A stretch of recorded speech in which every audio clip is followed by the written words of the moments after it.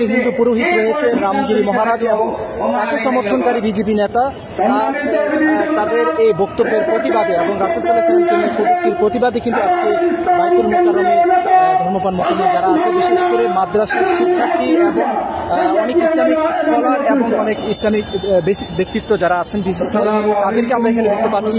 তাদের উপস্থিতিতে কিন্তু এখানে হেফাজতের নেতৃত্বে কিন্তু এখানে বিশাল একটি বিক্ষোভ মিছিল আমরা এখানে দেখতে পাচ্ছেন। সরাসরি আপনাদেরকে দেখানোর চেষ্টা করছি এবং বাইতুল মুকাররমের সামনের অংশ যদি দেখানোর চেষ্টা করি, বাইতুল মুকাররমের সামনে দেখতে পাচ্ছেন প্রচুর ইসলামিক স্কলার এবং প্রচুর মাদ্রাসা শিক্ষার্থীরা কিন্তু এখানে অংশ নিয়েছে দেখতে পাচ্ছেন। অত্যন্ত পরাক্রান্ত হৃদয় নিয়ে আজকের এই প্রতিবাদ সমাবেশে একত্রিত হয়েছে।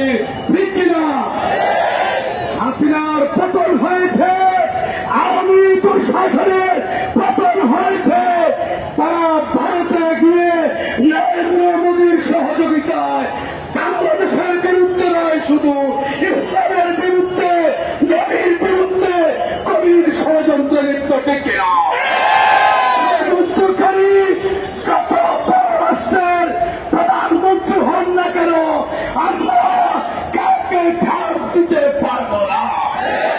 নবীর বিষয়, নবীর ইসলামের বিষয়।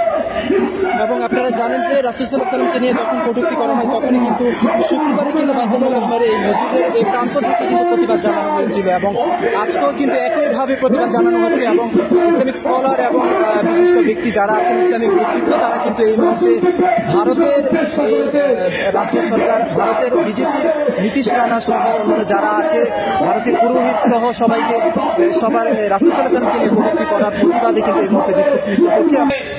ভারতে বৈশা আপনার